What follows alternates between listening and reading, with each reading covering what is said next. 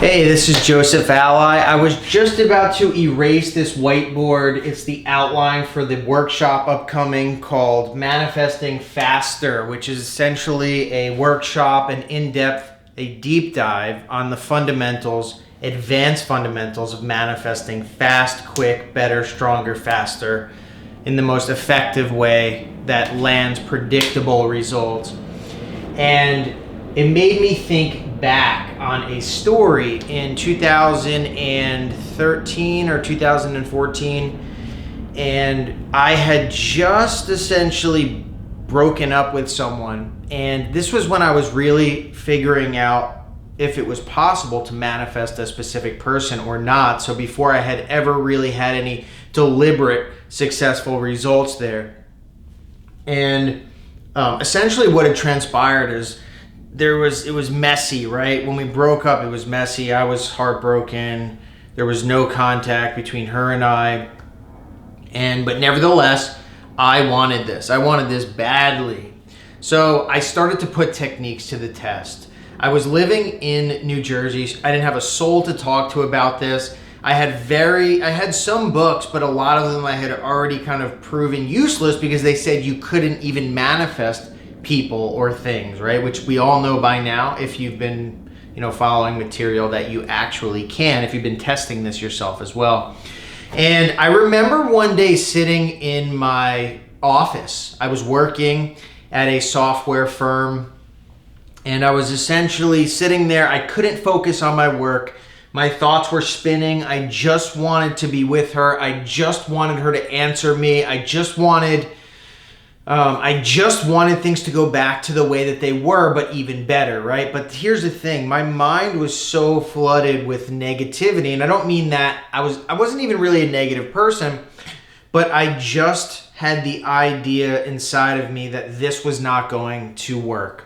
Now, that was against my will, those thoughts. I didn't mean for those thoughts to come up, but nevertheless, a continuous inflow, a flood of those negative thoughts, those worst case scenarios, those what if, those what is she doing right now, who is she with right now? And I think we all know these types of thoughts. Well, it was bad. It was bad. And I remember at the time I was reading this book. It's called As a Man Thinketh by James Allen. It was probably my fourth time reading that book. It's not a long read, but it's very dense. And I just remember thinking to myself, if this is all 100% true, as far as what we think we are, what we think we manifest, what we impress, we manifest, then I am screwed. This is not going to work. So anyway, long story short, what ended up happening that day is I made the decision that if I cannot stop, then I will stop trying, right? If I cannot stop obsessing, then I will stop trying, because these laws of manifestation are absolutely set in stone. What we imagine, what we flood our mind with will inevitably be experienced. And if I'm continuously obsessing that she is not going to be with me, she's not going to decide to come back to me, then it doesn't matter if a fraction of the time when I finally snap out of it, I'm imagining this positive good end, I'm going to be in a lot of trouble. There's a lot of things that are going to happen in the middle. And I remember that day specifically. I mean, I was feeling sick because of how I just couldn't take it anymore, these negative thoughts. And so that was the decision that I made. If I couldn't stop, then I was going to stop trying. And what ended up happening was things got progressively worse with the communication between her and I. We started talking again, but in a way which was even worse than it was when we weren't talking. My insecurity levels were rising. I was battling, holding on to the best of my ability. It wasn't working out for me. And finally, one night, everything basically all exploded. She decided to meet up with me. I drove over near her house. We met up, and essentially so things got so bad that I basically created a third party, and this third party showed up. And it wasn't that it was shocking or surprising to me, but there ended up being an argument, and that argument turned physical. And I just remember after the scuffle that unfolded between this guy and myself, I just thought to myself, what am I doing? What am I doing? This isn't the way. This is not how I do this. I can't force this.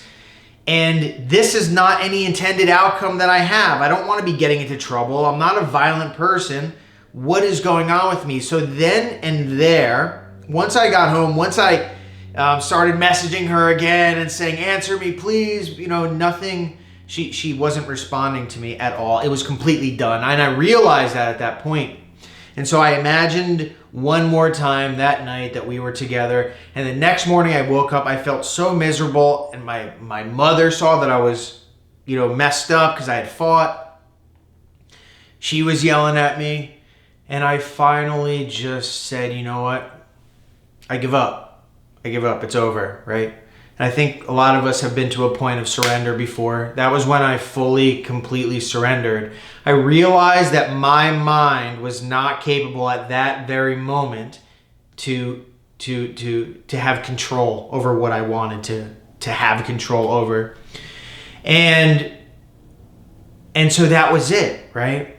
And so then the days, basically, that day passed and I felt somewhat of a relief. I felt detached. I hung out with some of my old friends. I basically had my own mind space back, my mental space, right? Whereas this woman and this third party had rented space in my head for so long that I wasn't even myself anymore.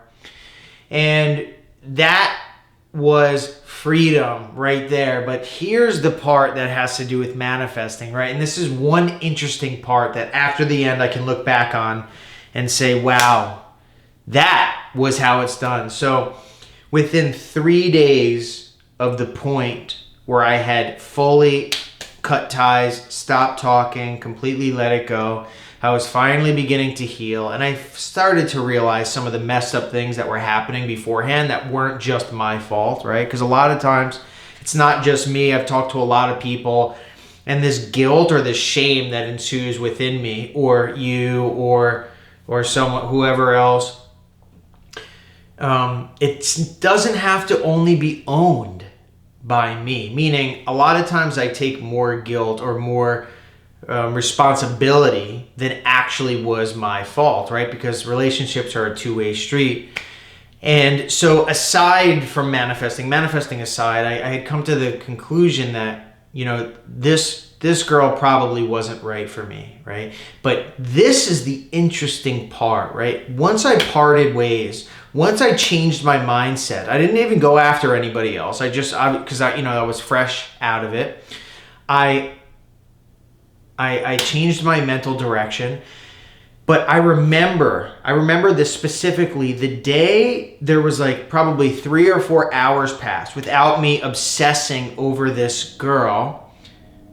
She texted me, and I looked at it and I didn't answer. Then she texted me again.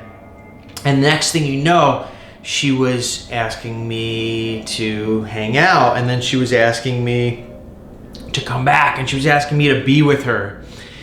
And she meant it. She was begging. She was literally begging for me to come back and be with her. She said she had made the biggest mistake of her life. She's had a couple of days to think about it. Now, mind you, we had multiple days in that span of time beforehand where we didn't talk.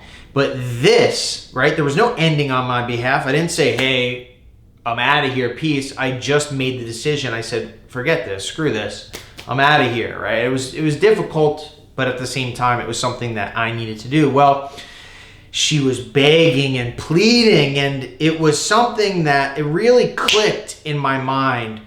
And so this story itself lends to the fact that obsession can get in the way, but releasing or allowing it to fade out of your mind is one of the fundamental demands of manifesting a specific person.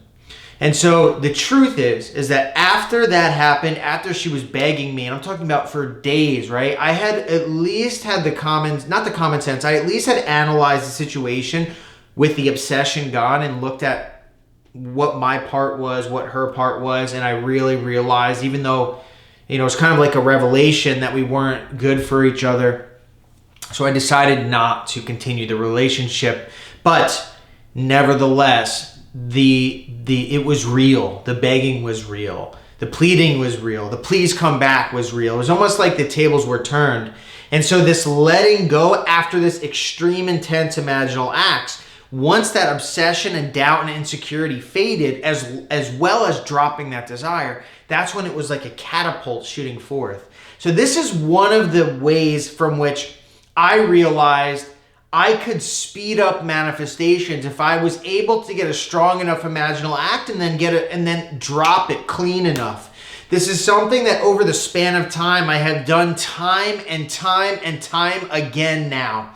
And so it's just one of many different techniques and ideas and skills that I use to manifest as fast as I possibly can. But here's the thing, this stuff is not, you can't read this in a book. You can't really be taught this stuff, or it hasn't existed, so to speak. A lot of this comes from experience, right? For me personally, I am grateful that since 2011, I have been testing this day after day, taking notes, using the scientific method to kind of see what's true and what's not true about manifesting. But that is what this workshop is about. It's about boiling down and simmering down these events and experiences that have happened time and time and time again, where patterns emerge that we can quantify that work every single time. It's not just me that these work for either. I am so thankful and so blessed now, since my obsession is taking experiences and boiling them down to generalizations that may work. I'm fortunate that thousands of people have told me their stories too. So the laws, quote unquote, that I kind of extract from experiences of how to manifest, I can see how other individuals, the self-same laws are working for them as well. And so, like I said, this stuff isn't really, it's not readable in a book, for instance. Like, yes, I could write a book right now. It would be of tremendous help, but this stuff isn't being shared everywhere, is more about what I'm trying to say. And so that's what this workshop specifically is about, right? So manifesting faster comes from very specific fundamentals over nearly a decade of deliberate and systematic testing in order for me to have mastered it myself. But finding that these laws are applicable for everyone that uses it at their command, that's kind of what the VIP program is about, so that those who are willing to learn and wanting to learn can get all this information and systematic step-by-step instructions of how to do things like drop it, how to do things like imagining properly, or know if you're thinking too much about it, or what actions to take in order to get your manifestations. So if you are interested in more laws or systematic methodology on how to get what you want, sign up for this workshop so you can definitely check it out. If you look down in the description below, there's going to be some information on how to do that, as well as a coupon code if this is your first time signing up for the VIP. So definitely get into that if you're interested, if you want your manifestation, if you're stuck on it, if you don't think maybe it's possible, if you're listening to 1,000 different people, just come and hang out with me for an evening. We do a workshop. It's an hour and a half. It's me and you and some other individuals. I go over a PowerPoint. I answer questions, specific questions related to what's going on in your life. And it's just essentially to get you going on the right track so that you can begin to systematically, deliberately, predictably manifest what you want. Stop hope manifesting, which is, please, I hope this works, and know for a fact that what you're doing is the proper way. This stuff is not up to suggestion. It's not up to opinion. This stuff has definite laws which are quantifiable, which is what I've spent the last decade of my life doing. So thank you for watching this. Definitely get involved with this. Sign up now so you can, there's only a few days left, so get involved right now. And thanks for watching. I hope this was helpful.